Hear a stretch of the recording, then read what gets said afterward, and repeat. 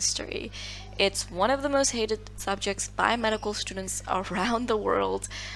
It's a universal feeling that I think we all feel when it comes to biochemistry, and particularly the genetics, because it is a bit challenging, and I do recommend spending more time on it than any other concept in biochemistry in first year. Now, well, I actually did it wrong. I wasn't supposed to do it like that. But anyways, okay, so I'm going to tell you a bit about this subject. Now, it's a bit different than physiology. It is about processes, but it's a lot about the chemical understanding of those processes. And by chemical, you're probably going to get a better idea of it once you open up a textbook and see what I mean. And it's a lot about not the specific chemical formulas, but about the importance of specific, let's say, bonding.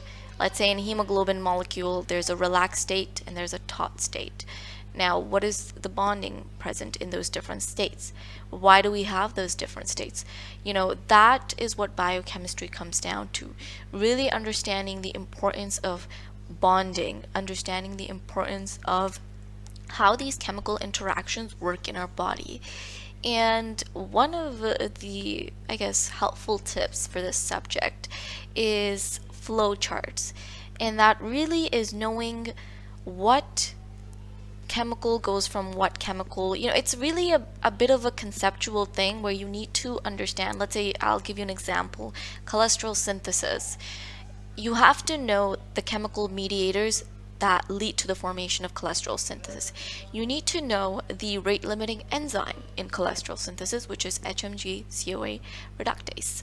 So things like that would require a lot of flow charting. So you need to know what leads to what chemical becomes what enzyme is needed for this step, what enzyme is needed for that step.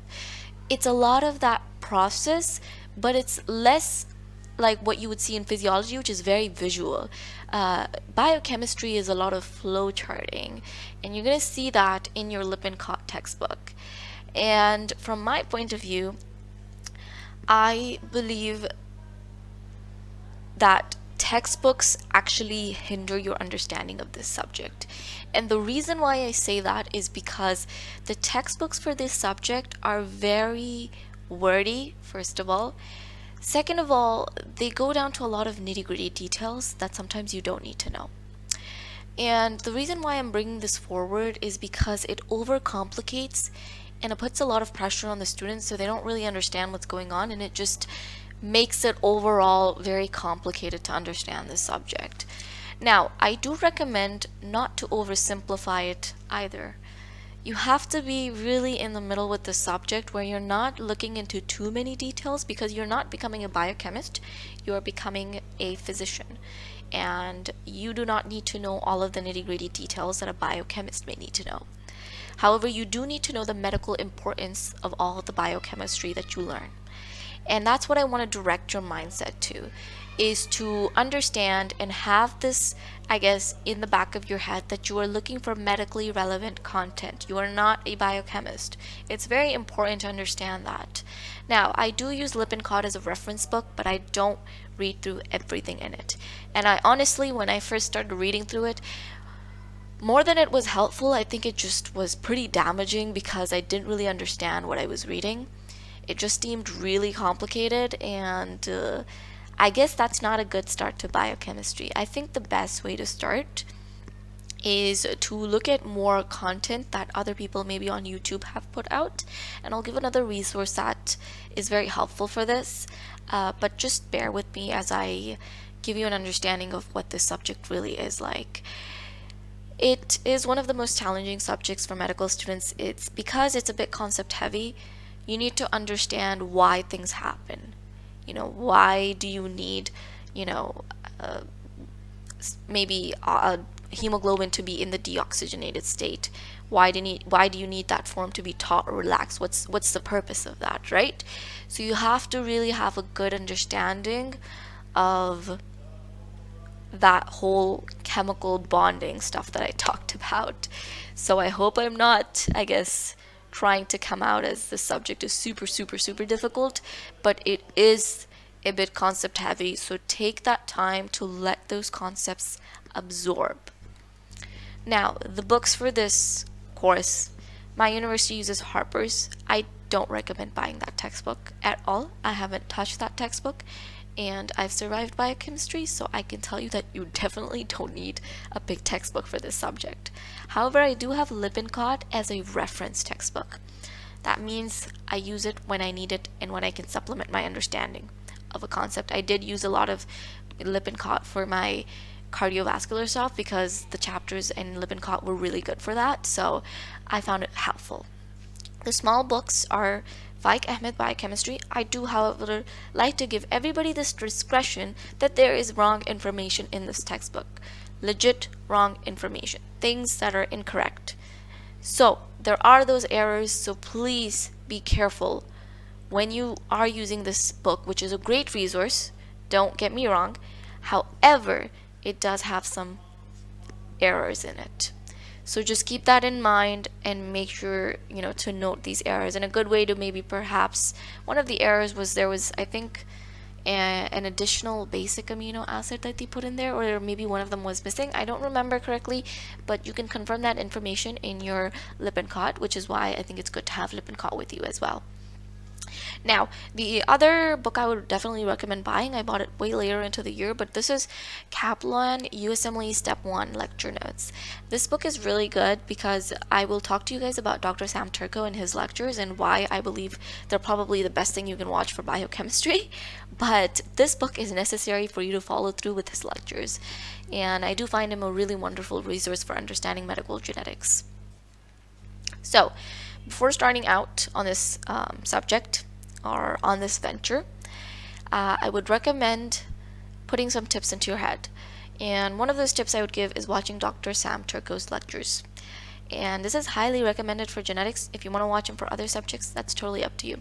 You can also watch Dr. Najib. He is also a very helpful resource for understanding different biochemical concepts. I have watched him for a couple of different concepts. However, Dr. Sam Turco's lecture, they're at the top, okay? So, the thing with Dr. Najib is that his videos are very, very, very long, so you can't cover through everything. Usually watch him on 2x speed to get through it faster.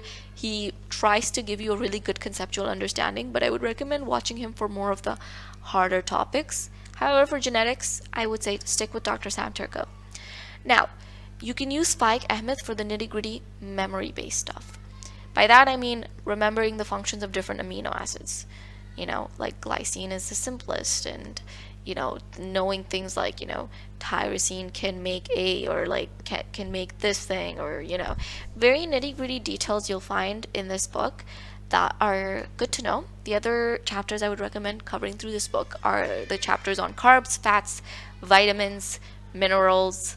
All those chapters contain really good information that have been taken out from Harper, and they're just a bunch of little facts that are really good to know, because sometimes your exams will ask you very memory relevant information, so it's good to take care of that aspect of biochemistry as well.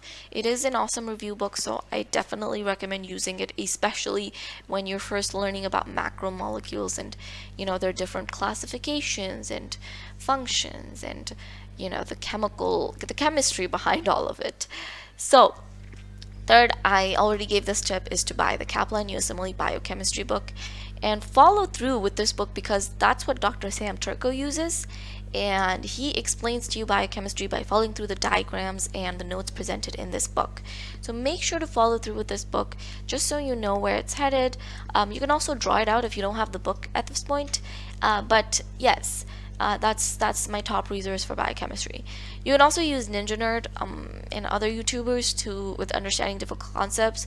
I know I used Ninja Nerd for understanding a lot of my lipoprotein stuff, and oh my god, it was so helpful. So for my CVS module, which was a lot of heart stuff and cardiovascular diseases, and the biochemistry for that is really relevant around lipoproteins. So Ninja Nerd had awesome cardiovascular series, and they also have some great biochemistry videos on that too.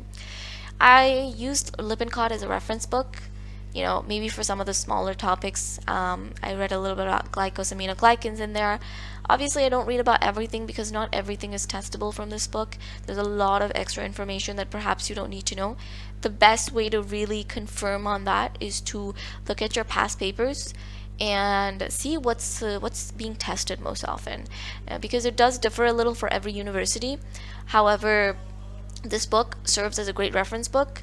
I did use it heavily in my CVS module, so it's not useless, but I would definitely also, this book has wonderful concept maps at the end of every chapter, and I would 100% recommend looking at those concept maps, because concept maps are a great way to reinforce different connections in your brain, because everything in medicine is very connected, and especially within biochemistry, understanding how different concepts in different chemicals and their mechanisms, how they're all connected and how they all help in running the body's functions, that is just the overarching theme. Okay, so I would recommend looking at those concept maps if you are not up to reading the textbook at the end of every chapter, which are great for supplementing your understanding. How to study this subject effectively, there's a couple of tips. I know I'm giving tips all through this because this subject is very tip heavy, I guess, because a lot of the mistakes that are commonly made is that students will buy Harper's and they'll try to read through that, and they'll feel like, okay, if I've read through this chapter of Harper's, I'll basically understand everything I need to know about biochemistry. I would not recommend that sort of a mindset for med school. You need to use a variety of resources to really see if you understand these subjects. And for biochemistry in particular, don't use textbooks as a fallback, because I actually believe that the textbooks are not that awesome and they're not that great for understanding biochemistry. Now, one of the important aspects of biochemistry is flowcharts and knowing how different chemicals are made in the body, like cholesterol. And these will basically supplement your understanding, and there's many in Lippincott, there is many in Kaplan, not many in Faiq, but still there's some, so definitely make use of Google and try to look up different flow charts on them, diagrams on them. And another thing you can do to test your understanding, let's say of baby cholesterol synthesis, is draw it on the board, like the actual flowchart, like, oh, this becomes this, and then this needs this enzyme, and then it becomes C, then C becomes D, D becomes E, then we make cholesterol. Understanding that whole mechanism is very important, and testing yourself in that manner could be a helpful way to do it too. So, maybe this is not a tip, this is maybe more of an advice, and that is, don't overcomplicate this subject. It looks pretty bad at first, I will be honest. It is horrendous when you first start it out, but you need to give it some time to be absorbed. It does take that time, so don't be impatient with the subject and feel like, oh my god, I've covered it only once and I don't understand a single thing. It's okay if you don't understand it. You will have to cover through it maybe 4 times, 5 times to really get a good understanding of what this topic is really talking about. So, the review books are not there to understand the subject. Faiq Ahmed is not there to teach you.